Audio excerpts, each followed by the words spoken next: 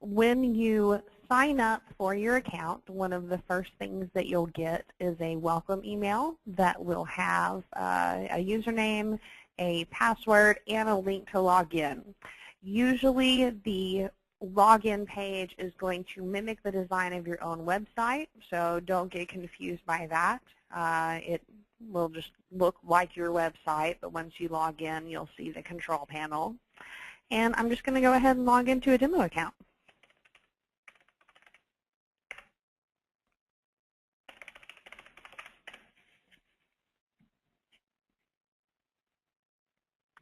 And so this is what you will typically see when you first log into an IDX account.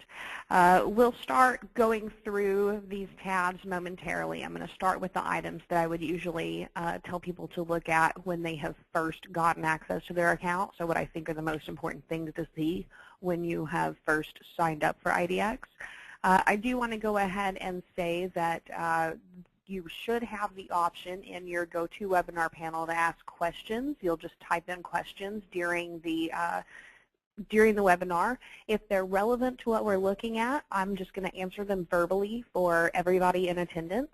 If they aren't relevant to what we're looking at, I'll try and save them up for the end of the webinar. And if they are only relevant to your own account or very specific to problems that you're running into, I would ask you to please email those in to help, HELP, at idxbroker.com. You can also, if anybody has to leave early or gets short on time or anything like that, if you go to YouTube and just search for IDX Broker, you'll see a previous recording of a similar webinar to this there, and you'll also see lots of other material available there. I also want to stress this is for the original platform, so if you're in attendance today looking for information about Platinum, you may want to go ahead and dial out because we won't be looking at Platinum at all today. And we're primarily going to look at features associated with single agent accounts. But if you do have questions, just go ahead and type them into your GoToWebinar box, and I will answer them to the best of my ability. I've got about 500 registrants, so I'll do my best, and I do apologize if I miss anybody. But you can also email help at idxbroker.com. All right, so getting started, the first thing you see when you log into your IDX account is you will see this dashboard here. And this is just a summary of some items in your account. You'll see your most recent leads. You'll see any notifications regarding recent changes to your MLS or perhaps some big feature updates.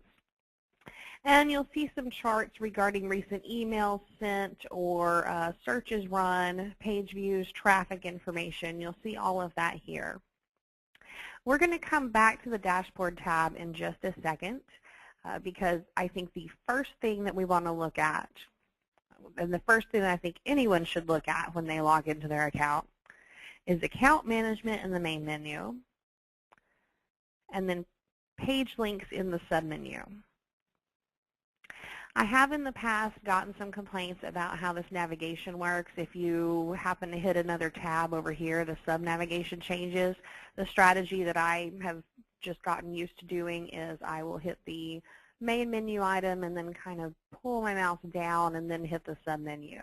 So that makes life a little easier for everybody. But account management page links is the first thing to look at. This is just a list of all of the primary pages that come with your IDX account. And the way that you add these tools to your account is you just copy these URLs and then you paste them into your site navigation. So you might point, say, a search menu button at the basic search or the advanced search URL. There's more than one way to do that. If you're using WordPress, you can also add those through the plugin. But it's essentially just a copy-paste process. And this is where you're going to find the most important tools that come with your IDX account. Some that are notable, basic search, advanced search, are fairly obvious. These are your big search pages. But there are also a couple here that I think are underutilized that people should take a look at. if we scroll down almost to the bottom, we see one called the Email Update Sign-Up Tool. This is a great tool because it is a two-step process. Step 1 asks the user to enter search criteria, and Step 2 asks them to enter their contact information. You can market this as a tool to your leads without, coming off as being aggressive because you're offering them a service. And this will sign them up for email updates that show up every morning after the MLS updates with any new listings that match their search criteria. And so it's a service to your leads. And this is one of those items in that page links list that I think is really underutilized and that everybody should at least consider adding to their website. You'll have a lot of other items in here as well. Sitemap can really help with organic indexing. Definitely you'll want to add that to your footer. Roster is only going to be applicable to Office accounts, so some of you may not see that inside your IDX account.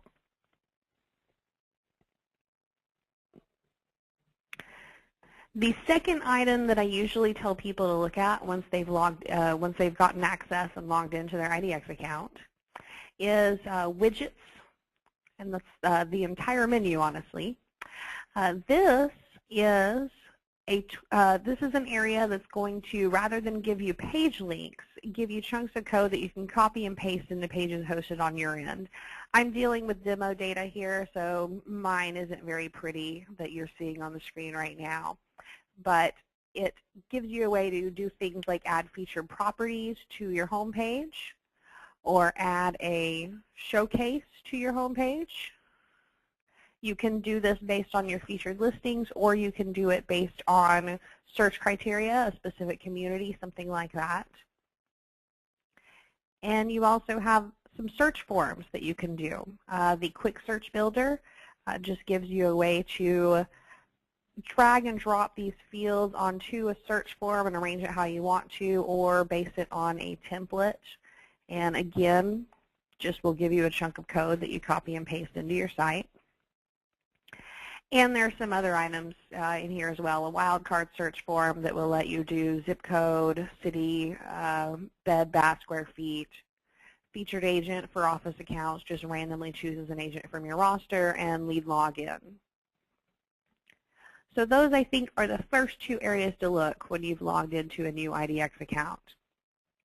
And from here, we're just going to go through these tabs one at a time and look at what's available.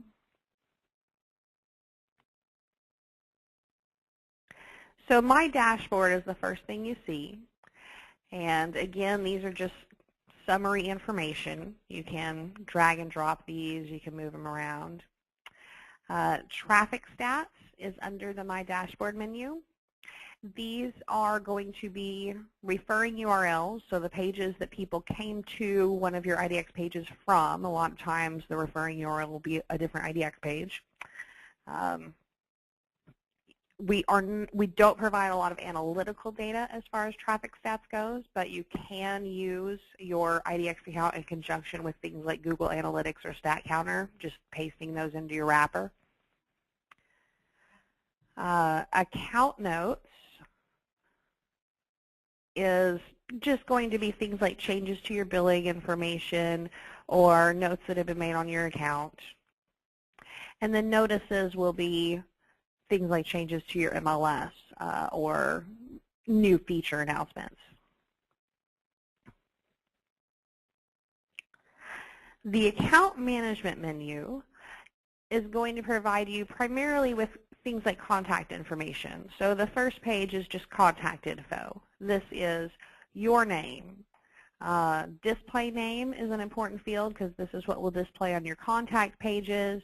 It's what will display anywhere we are generating just contact information and displaying that on your website. So display name will be important there.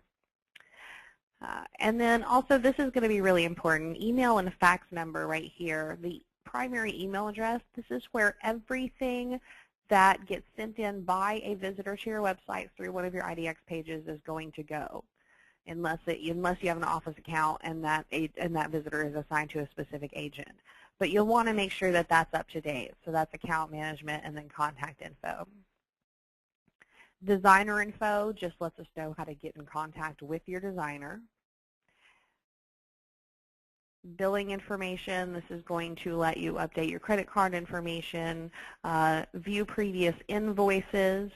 You can actually select previous invoice dates and pull those up and print those out or email them if you want to.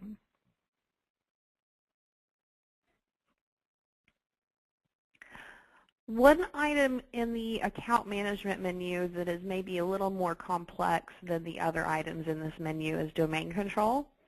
This is where you can actually set up a custom subdomain. So by default, your IDX links are on a subdomain of idxco.com.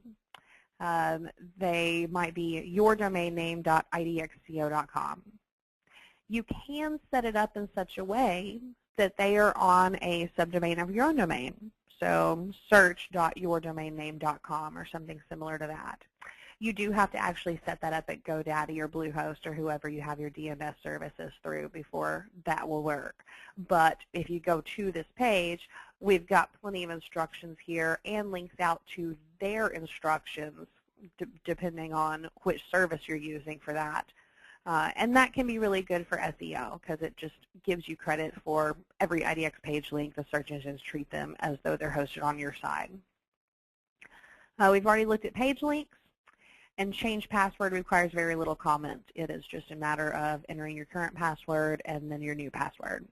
So that is the account management area.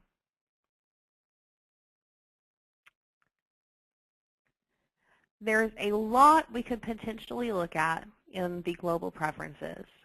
This is simply a set of preferences letting you choose default behaviors for your IDX search pages.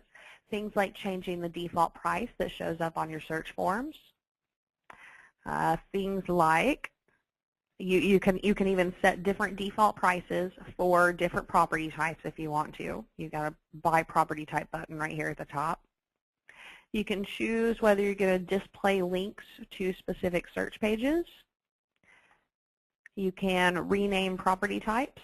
Here I have changed single-family residential, which is kind of just the name of our bucket residential property type. I've changed it to homes and condos to more accurately reflect what we're actually getting in that test data. New search link, you're usually not going to want to use. This just lets you change where that new search link on the details and results pages points to. So if you've built something out custom, you might want to use that, but most people will not. Other items on here that might be notable.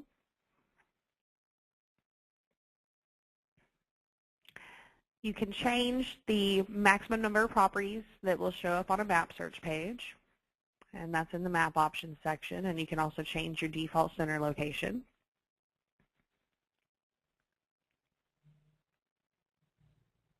You can choose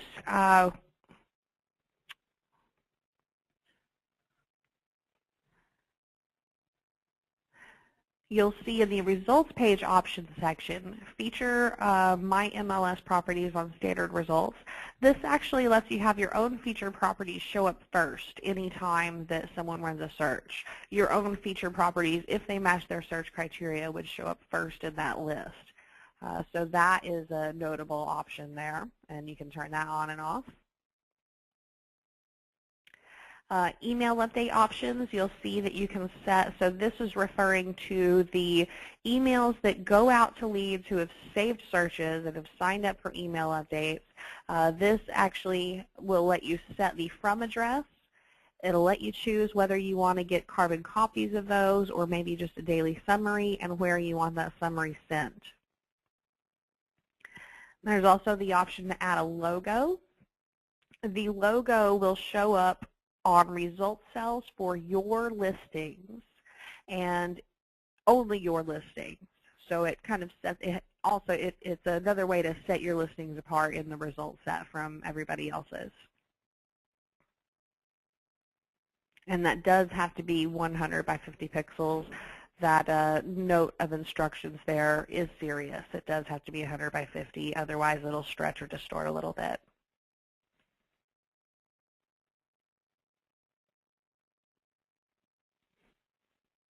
So I had a question regarding custom city lists. I'm actually going to get to that momentarily, so we will look at that. Down at the bottom, SEO options. This is definitely an important one and one that we get questions about a lot. This is relating to details pages. So details pages being those pages where you are looking at information about one individual property. And we can dynamically create title tags, description tags, and keyword tags based on information about that property. So what you're doing in this section down at the bottom is you're basically setting up a formula. So in this case, a details page would display the MLS number for that listing, a hyphen, and then the address for that listing, and then display name, which we looked at in the contact information. And so basically your name or your account name. Description and keyword works exactly similar. I highly encourage anybody with an account to revisit these SEO options and set these up like they want. And you can do a combination of these dynamic tags right here and static text if you want to. It doesn't have to be just these dynamic tags. But up here, it lists the tags that you have to choose from. And you can kind of see how they're set up here.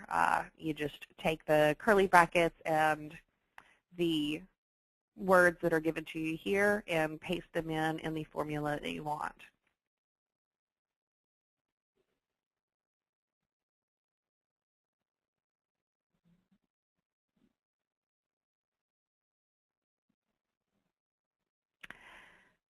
I had a question about somebody being blocked from a website. That sounds kind of account specific. I may need you to send some details to help@idxbroker.com, and my support team will be happy to help you out with that.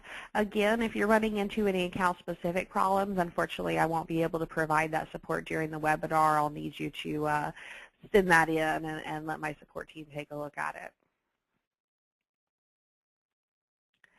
So regarding the city list, there's a couple of different ways that we can change the list of cities that shows up on search pages.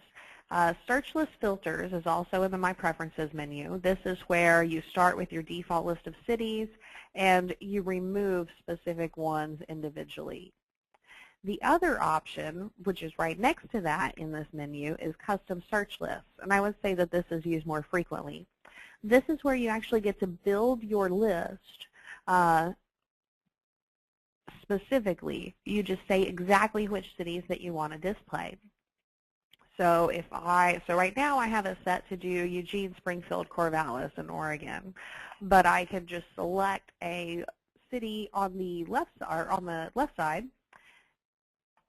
add it to the list at the right, and then that gets added to the city list that displays on my website. And you can also say whether you're going to display it on basic or advanced or both. And you can say if you want it sorted alphabetically or in the way that it appears in this list here. And then just save your changes. And I would definitely say custom search list, that option works better for most people than the filter does because you get to choose exactly what you want to look at. And then the last item in the Preferences menu is Syndication. This is a series of feeds. It's going to give you a series of URLs dedicated to these different syndication sites like Trulia, Zillow, PropBot. If you're with Northwest MLS, you'll even see one for Realtor.com because they don't syndicate directly to Realtor.com. And you would just take the URLs given to you and paste those into the submission forms for any sites that you're wanting to send your listings to automatically. It's just RSS feeds is all it is. And it will only be your own featured listings, but this is where you will find those. Let's see, I have a question asking If I have IDX through my website, is this the same thing? Well, we are IDX broker, but there are multiple IDX companies out there. It just refers to Internet Data Exchange. You may or may not be using our service. I can't really answer that without knowing what your website address is. So again, something specific to you, send it to help@idxbroker.com. I won't be able to answer those during the webinar.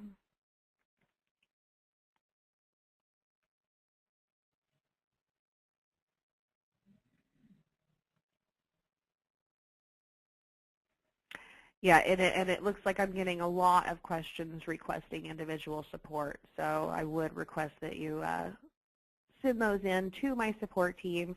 You can also give us a call, 1-800-421-9668.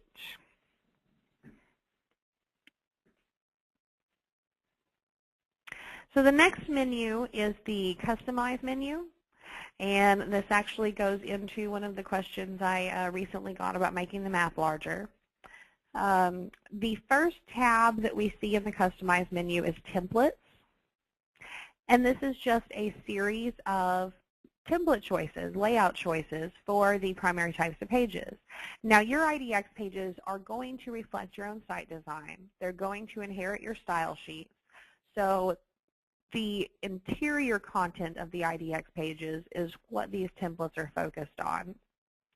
And to choose one you want, you can just scroll through these. You just click on an image to enlarge it. If you click on it again, it'll scroll down to the next one, so you can kind of look through them and see what looks best for you. Usually there will be different widths available, and you just select the radio button for the one you want and hit Save Results Page Template. In the interest of going through a couple of questions that have recently come in, I'm going to skip straight from templates over to custom CSS in the Customize menu. Yes, you can change the size of the map, and you can customize these views with CSS, but it does require having some existing familiarity with it. You want to start by getting the template that you want as a starting point, and then you would come to Customize and Custom CSS and make the changes that you want.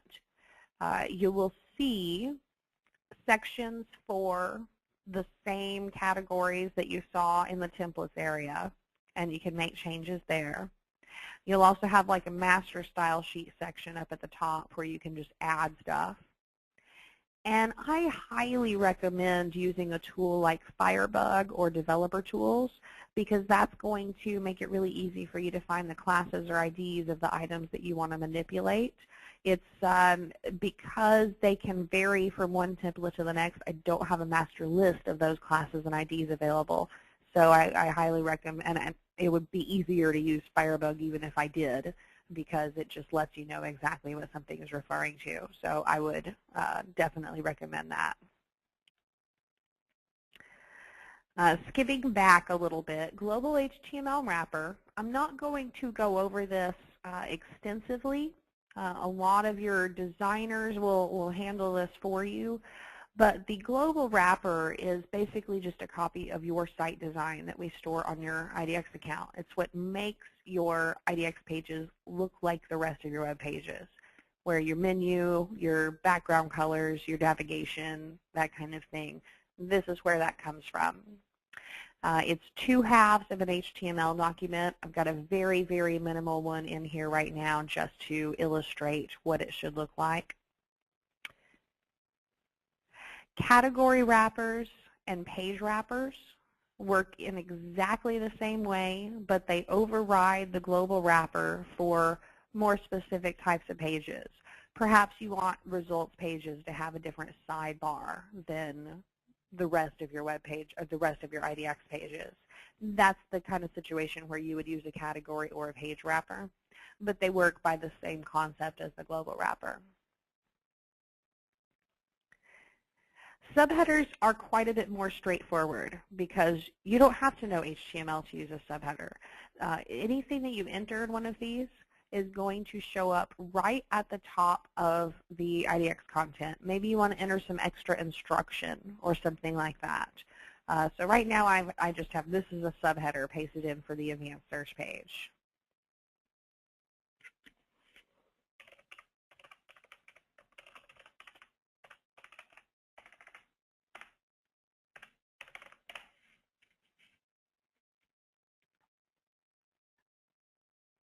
And we see this is a subheader showing up on my advanced search page. You can enter HTML in here, which is going to give you more formatting options, would let you center it or do things like that. You can even paste in a style section or JavaScript there if you want to. But the subheader just lets you add extra content to an IDX page. And you can just enter it as plain text as I've done here in the example.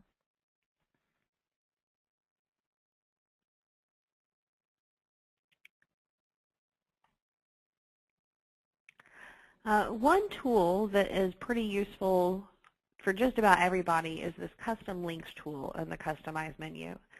This is going to let you create what a lot of people would refer to as landing pages, which I frequently think of as community pages. All you're doing is running a search, saving the results link, and then providing that results link on your website. So I will create one real quick. I'm just going to select a city and hit generate link. It gives me a link, which I could use as is, but I'm not going to. Instead, I'm going to give it a name down here in step 2 and hit save. And then this gives me a link. It saves the link inside my IDX account. I can take the URL for that link and add it to my website, add it in the menu. And I can also give it a unique title. I can give it its own subheader. I can even give it its own description and keyword meta tags. These are great for SEO. I've seen people have a lot of success creating these saved links. And so this is definitely good. And after you create a saved link, the next tab over just lists out your saved links. You can come back and edit these later. You don't have to do your description and keyword and everything as you create it. You can come back and edit those later.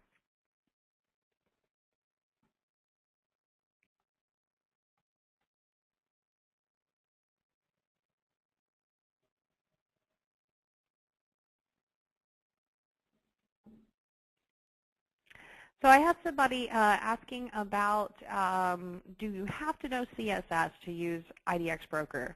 No, you don't. So we do have some ready-made layouts available that you can just pick through. You can just look through them, choose the layout that you want, and move on. Now, the more customized you want to get, yes, the more knowledgeable you need to be, or you need to have a designer helping you with your website. You can get really custom using CSS, but yeah, there's not just going to be a toggle for every font color or things like that. You would have to have more knowledge the more custom that you want to get. So the last item in our Customize menu is Advanced Search Page. This is just a preview, and it's a preview of the way that you see the fields laid out on your Advanced Search page. So it's referring to this page right here. This lets you pick and choose which ones you're going to display. You can just, if you have one that you don't want, you just hit the red delete button. You'll see an add search options at the top right, which will list any fields available that are not currently being displayed, and you just click on them to add them. They will initially show up at the bottom left, but you can drag and drop them into other locations.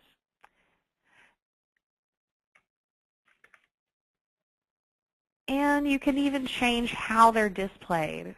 So we could change this from a list to an input or anything like that.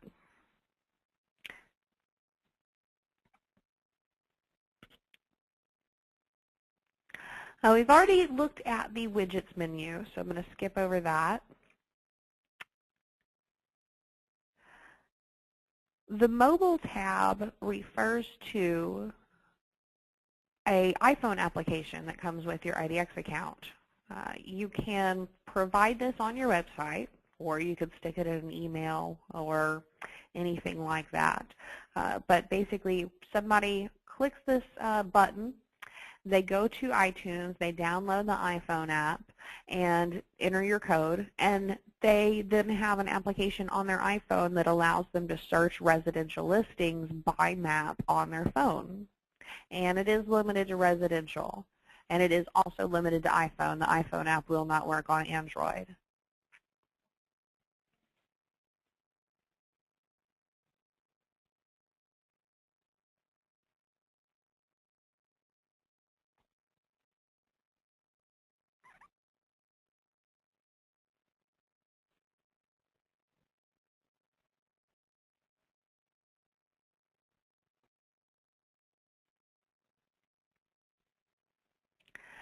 Let's see. So regarding questions that have come in recently, I do not have a map that shows neighborhood names, although you can create custom map search links.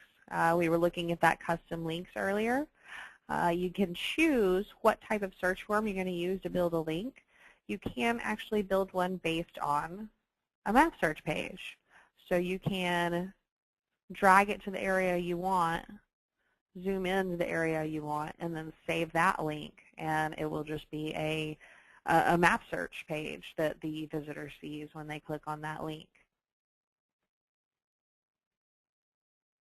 There is no Android application in the works. Our future development is focusing on creating just general mobile compatibility so that it's not platform specific.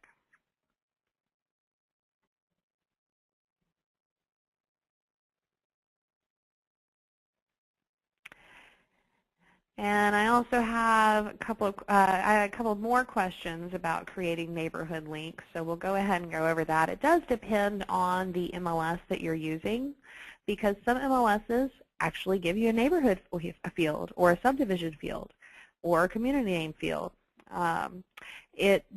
So it definitely depends on the MLS you're using as to how you'll want to do that. If they send you a field like that, that's the one to use. That's going to be better than trying to do it by map. Otherwise, we do it just like we had just looked at, where we do customize, custom links, select map search, build map search custom URLs. It gives you some instructions on the page right there. And you just zoom it in and drag it to the location that you want. And then you would do generate URL and give it a name.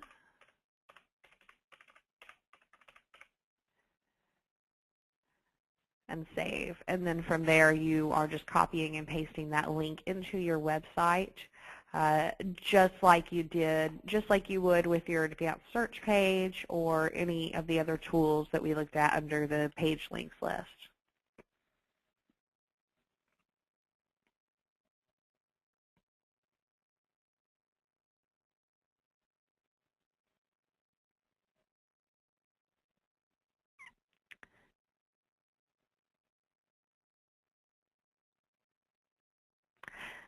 Question regarding the iPhone app was, since we were just looking at that, we can certainly go back to it.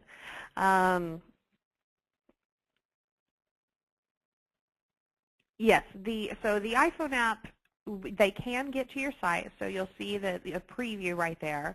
It'll have your name, your contact information, your domain name. Anybody who requests information on a property through the iPhone app, that request will be sent to you.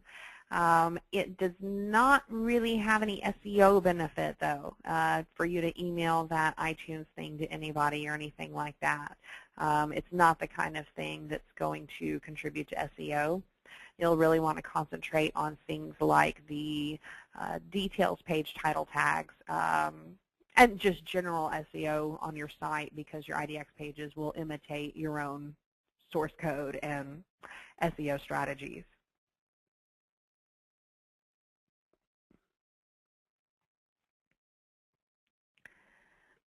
All right, so the next menu item is probably one that most people will have some interest in, and that is lead management. So lead management, if we just hit lead management in the main menu, the first submenu item is manage leads. And this is just going to list out the information for anybody who has submitted a form on your IDX pages, whether it be a general contact form, a request for information about a specific property, a schedule showing, or perhaps you're even forcing registration for specific types of pages. Anybody who has filled out any of that is going to show up here. And there are a few things that you will see just on this list. Of course, you'll see their name and their email address. There's a flag column where you can just star ones that you are more interested in paying attention to and want to keep track of. We'll see a status column. You'll see verified, not verified, and disabled are the three potential statuses that you'll see. Anytime somebody signs up for an account, they get an email asking them to verify their email address, just so we can make sure that they're not spam and we can move forward without violating the ICANN Spam Act. If they have taken action on that email, it'll say verified. If they've not taken action, it'll say not verified. If they haven't been to your site in 90 to 180 days, you actually have some options as far as what those settings are. It'll say disabled. If you want to, the difference in behavior between these statuses is that unless someone is verified, we are not going to send them any email updates with new properties that match a safe search. But if you want to verify a lead manually, you just click where it says not verified. You'll also have links to their traffic history. Any traffic that we can link to that specific lead, you can access from here. You'll see the last time they got an email update. You will see the last time that they logged in, their subscription date, the number of saved searches, and the number of saved properties that they have. If we go take a closer look at an individual lead, it starts with just contact information.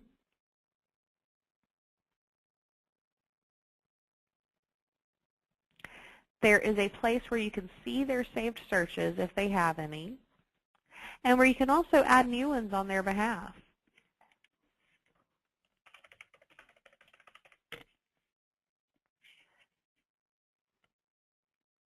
So you can actually sign your leads up for email updates if you've communicated with them in person or on the phone and they haven't actually saved one on your website. You can add one for them. And then you'll see a list of any properties they've saved. So if they've made a list of properties that they are interested in looking at again later, you'll be able to see those here. And you can also add MLS numbers and save properties on their behalf. So you can do that as well. Down at the bottom, we see lead notes. These are not visible to the lead. It will record anything that they have submitted. So if they've submitted a form, it'll have the contents of those form submissions shown here. But if you want to add a note yourself, you can, and the lead can't see it. So you can, if you have a difficult lead, you can add a note about them being difficult without worrying about them seeing it. Add new lead looks essentially like the edit lead page. It's just contact information. Once you've added the lead, you'll be able to see them in that list for managed leads, and from there you'll be able to add saved searches or saved properties if you need to.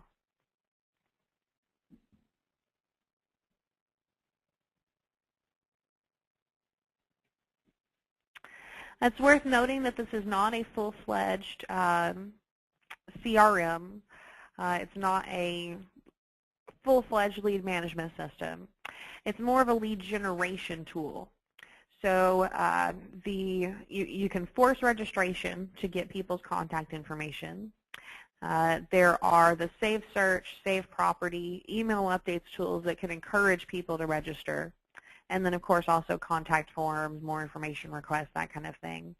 But the only emails that we're going to send out from our system are the email updates with the new properties that match somebody's saved search.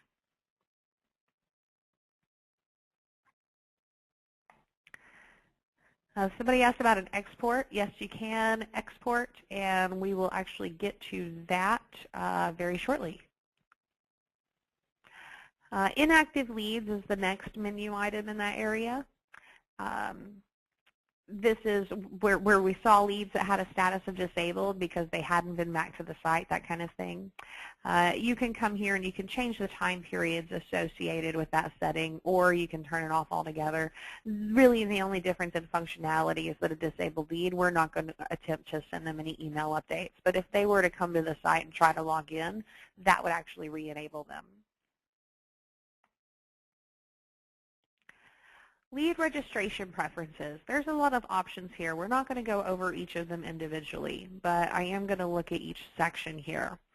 So the first part is regarding forcing registration. So you could force somebody to register, which means they cannot continue on that type of page until they've submitted their contact information. We also have the option to request. A request is only different in the sense that they can actually, there's a link for them to skip that and continue on without registering. So it asks them politely to register, but then lets them keep going on. And this can apply to search pages, results pages, photo galleries, details pages. One of the nice things about details pages is that you can actually say, yes, I'm going to force registration, for example, and I'm going to do it after 4 details pages. So they get to look at information about 4 properties, but then if they want to look at a 5th property, they have to register if they want to continue. The next section just lets you choose which fields are going to be displayed or hidden. Address here refers to an actual street address. Lead registration form options. You can set up custom messages that show up on these forms that are displayed. You can create a custom message for the thank you page, which is what the lead verification options section is for.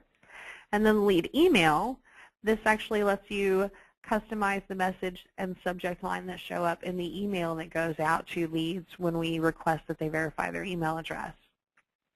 And then down at the bottom, lead syndication options is regarding top producer, is the only one that we have an automated push for. You would have to already have a top producer account. But if you do and you want to push any new leads from IDX to top producer, you just set that to yes. And you'll hit this blue I button right here. And that will take you to instructions for setting that up within top producer. And it's got the username and password that you would need right there.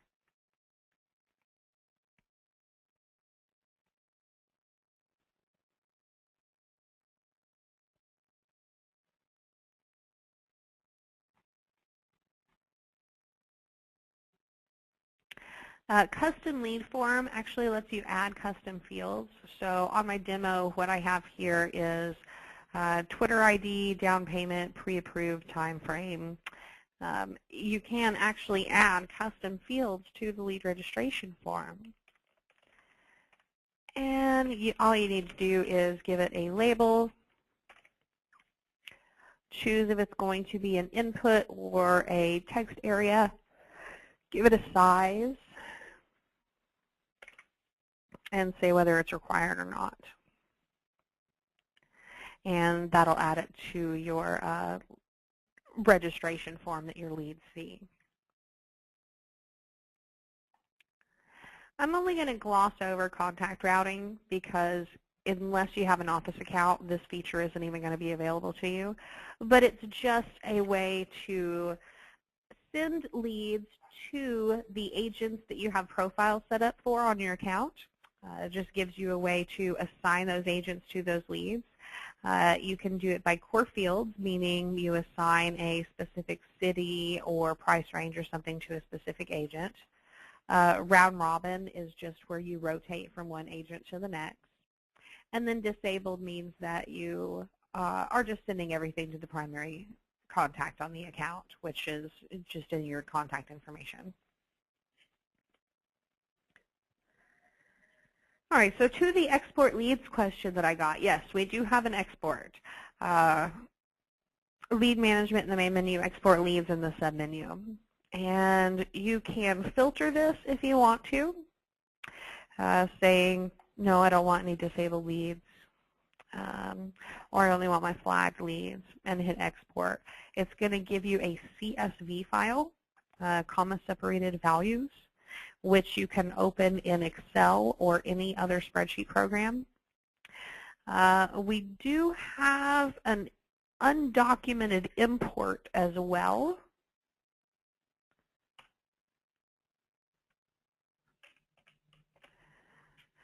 It's not actually in your menu. Let's see if I can. There we go. Okay. So if anybody wants to make a note of this URL, we do have a tool where you can import leads. It's just unsupported, but the URL is idxco.com/mgmt, so starts just like the rest of the URLs you'd see when you are inside your IDX account.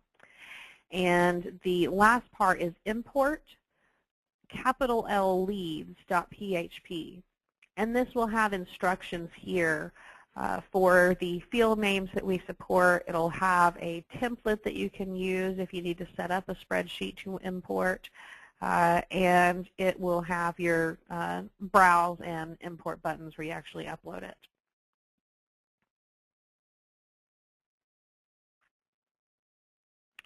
Had a question regarding the custom subdomain, which is worth revisiting because that is a pretty common question. When you do a custom subdomain, yes, it does have to be a subdomain. It cannot be a subfolder. So there's not going to be a way to do mydomain.com/idx or something like that. It would have to be idx.mydomain.com. Well, it doesn't have to be idx, but it will have to be a subdomain. Technically, you can use www as your subdomain, but I don't typically recommend it because that requires a lot of attention to detail and can potentially cause errors for people who have already been using that www prefix elsewhere on the internet for their domain name.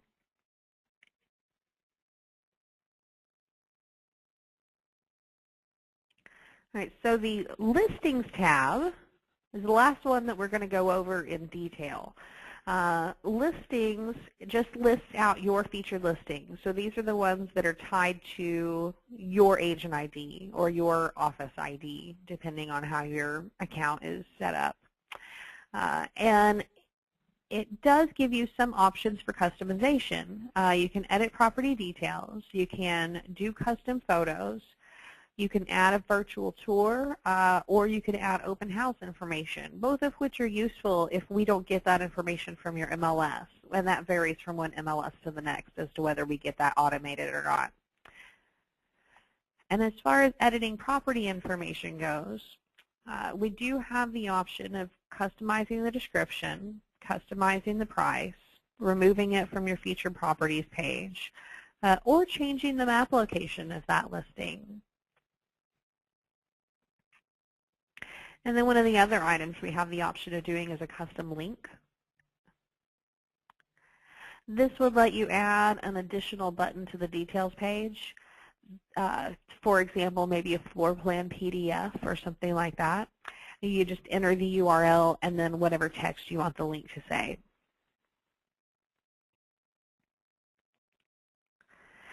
Now, for sold and pending, we are not accessing historical data from the MLS. You'll notice I've got a list here in my sample data where most of them have a status of unknown. That's because we're not accessing historical data. What we're looking at right here is an archive. This is data that we were getting a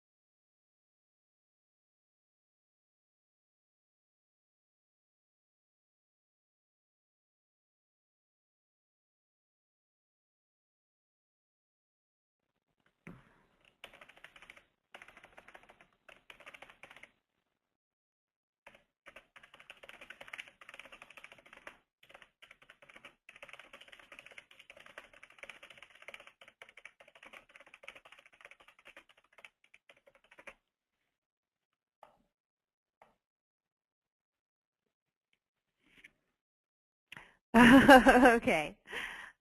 Sounds like that cleared itself up. Good. All right. I apologize for that delay.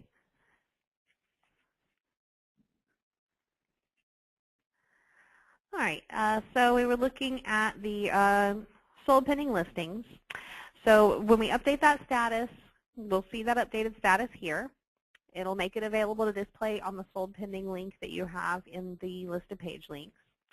And it will also make sure that it stays in the archive indefinitely. Otherwise, it will get purged after 45 days. So we will not, we don't keep these archives indefinitely unless that status has been updated. And these will be only your listings.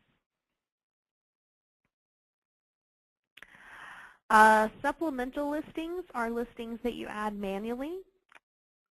And this is usually done because you have a for sale by owner listing or something like that, something that you're not actually adding to the MLS. So perhaps you want to display a listing on your website, but the seller has said they don't want it distributed over the internet, but you still want to display it on your website. You can add it manually under Listing, Supplemental, and then Add Property. And this form is pretty self-explanatory. There's a remarks area that you can expand and enter remarks, status that you can enter. So maybe you have older sold listings that you want to enter. You can add them there. And then these will show up in your search results for a basic search, just like the rest of your listings would.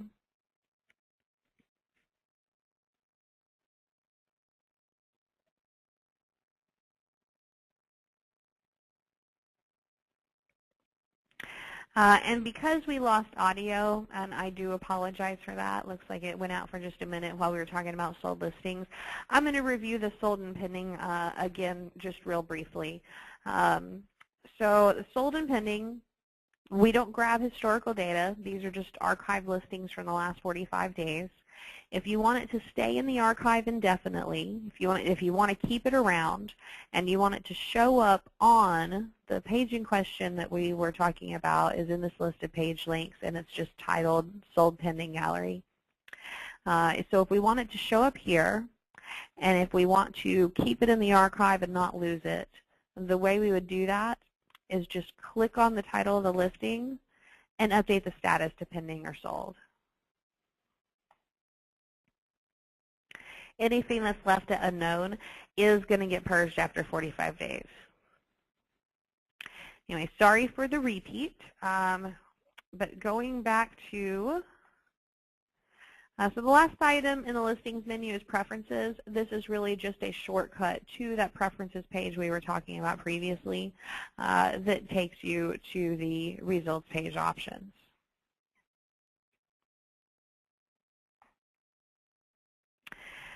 And finally, manage users and offices.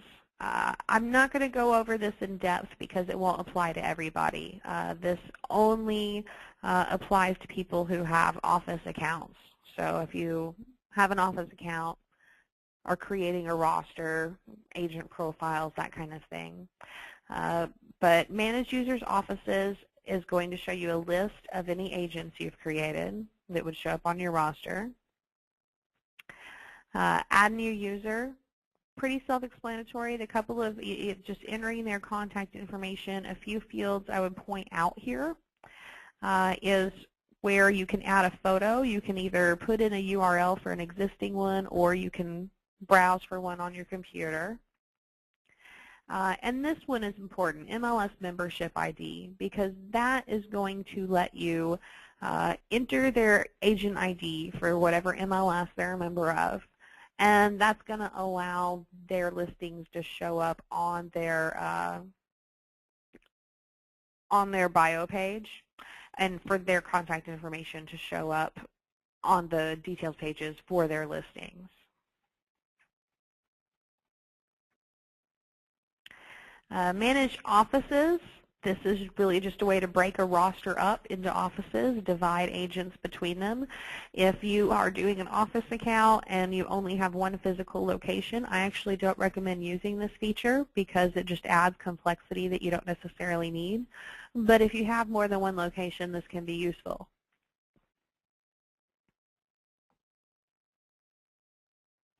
And then export users, again, is just going to be a CSV file that you can open in Excel or any other spreadsheet program.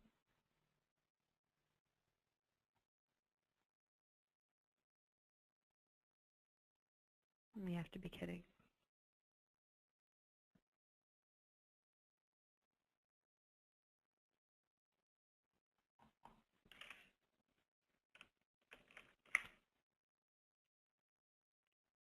I apologize. I appear to be having some technical difficulties with Firefox.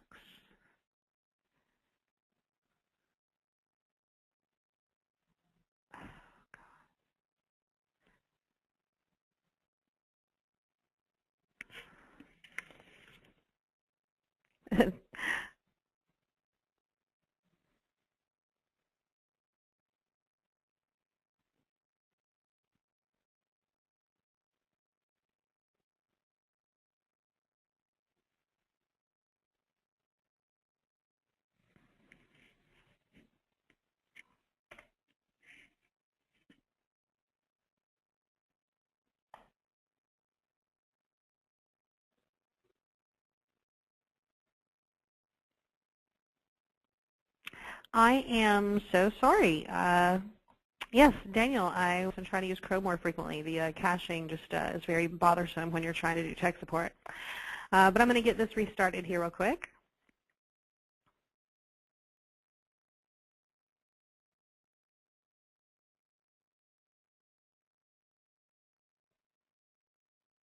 Okay.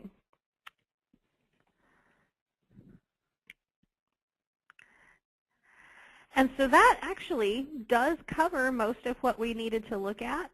I did have a request to review the widgets area, which I will do, but I'm going to let everybody else go first because I know that everybody's really busy.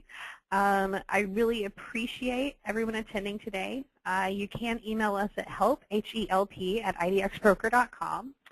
If you have any questions about your account or if I missed one of your questions or anything like that, feel free to get in touch with us. Also, our phone number is 1-800-421-9668. And with that, I am going to conclude this webinar other than a review of the widgets area for anybody who wants to stick around. And I thank you so much for coming.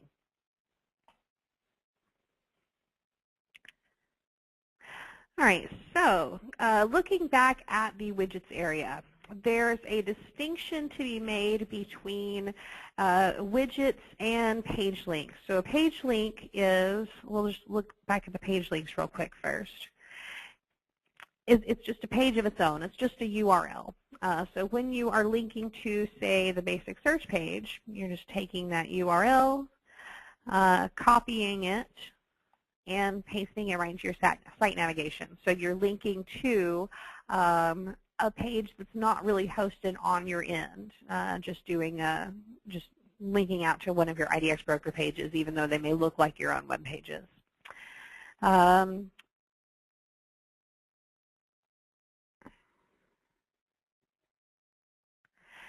widget, on the other hand, is going to be a chunk of code that you copy and paste into your site. So perhaps you want to put a slideshow of featured listings on your homepage. A widget will allow you to do that. And so you get those just widgets in the main menu, showcase or slideshow in the submenu. The first two tabs here are intended to do your own featured listings.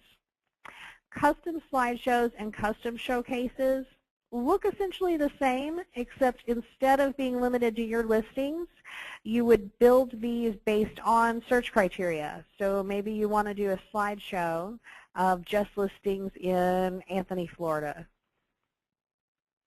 You would create that here and hit generate code. When you copy and paste this code into your site, you do want to make sure, so for example, if you're a WordPress user, you want to make sure that you are using their text view. So yes, it does need to be pasted in as HTML. You don't want to paste into their visual or WYSIWYG editor, because then you're just going to see the code on your website instead of the actual widget.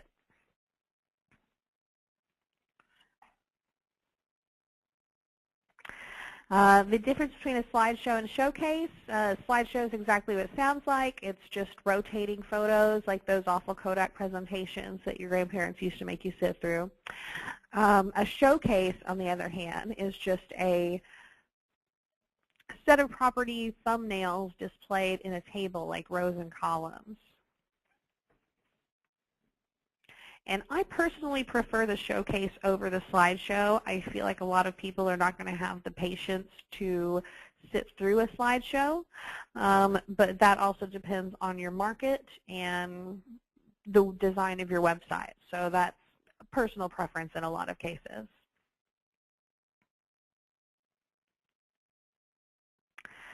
Custom search form. We didn't go into this in too much detail, but when you get here, this is maybe like particularly WordPress users. I think you've got an area at the top right in your header usually where people will paste in a search form. If you want to build one of those, you'll come here to Widgets Custom Search Forms, hit I've read the directions, I'm ready, and you can either drag and drop these fields and arrange it like you want, which most people don't need to do. Because we also have these preset template links at the bottom, A, B, and C, and usually one of these will work for you. And once you have what you want, you just hit Generate Script or Generate HTML. Either is usually fine, but if you're wanting to do customization to the code before pasting it into your site, you'll probably want to do Generate HTML. And then again, it's just a copy and paste. And the same is true for the last 3 items in that menu.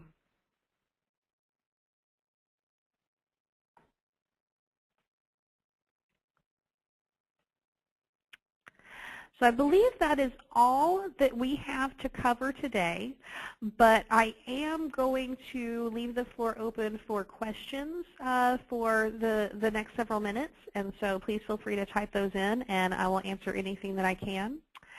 Let's see, so I had a question regarding a custom showcase or quick search builder for commercial listings. It depends on your MLS.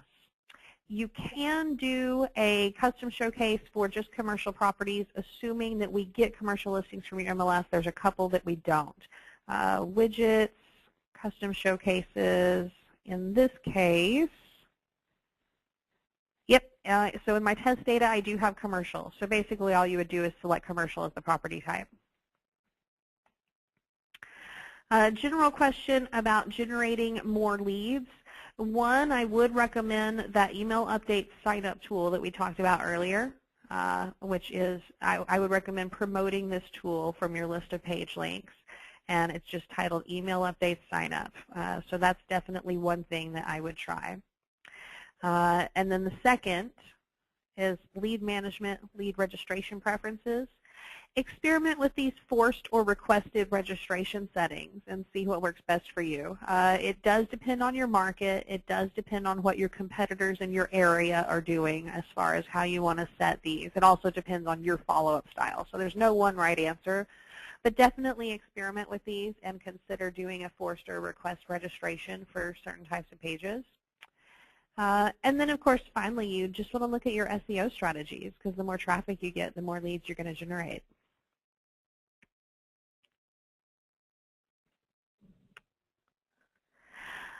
Question regarding the mobile app. This is a good question. So the way that this mobile app works, we really only have one app. And it's keyed to your account based on this ID that they enter after they have installed it. So on my account, my account number for my demo is just the number 9. So somebody installs this application, they enter the number 9 for their agent code, and then they're keyed to me, and that sees my contact information, and any requests they submit through the app come to me. Now, if somebody installed the app and didn't have an agent code to enter, they would have the option to just find the closest agent to them based on their location. So they could potentially install the app, and if they chose not to enter a code, end up with a different agent than you. But as long as you have provided them with that code, they should be in good shape.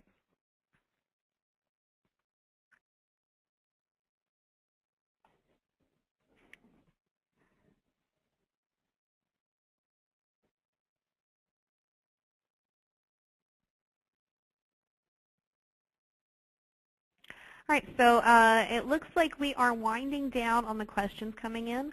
I am just going to give it another moment, see if we have anything else come in.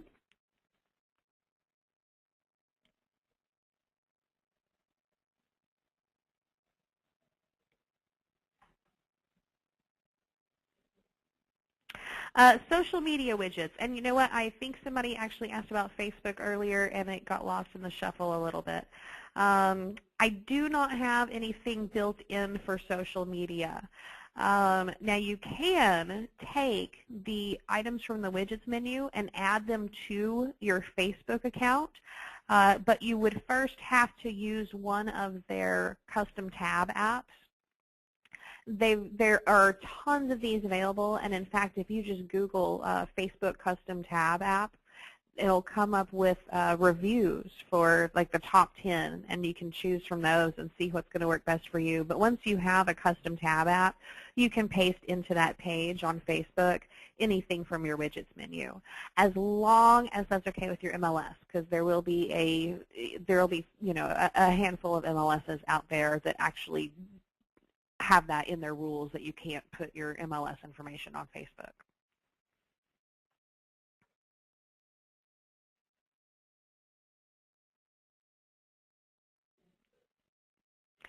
The other social media aspect that might be worth looking at, if we look at any details page for a listing, I need to go to an active listing, sorry about that.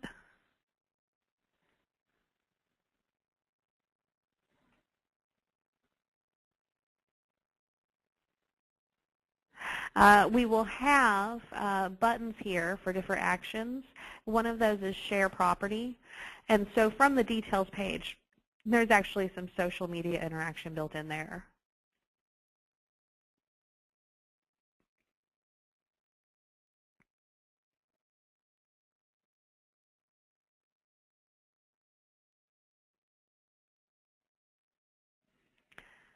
Okay, so I think we have wound down with the questions. Looks like we ran a little bit over today. I really appreciate everybody's patience, and I appreciate your attendance. Any questions afterward, feel free to email to help@idxbroker.com, and have a wonderful afternoon.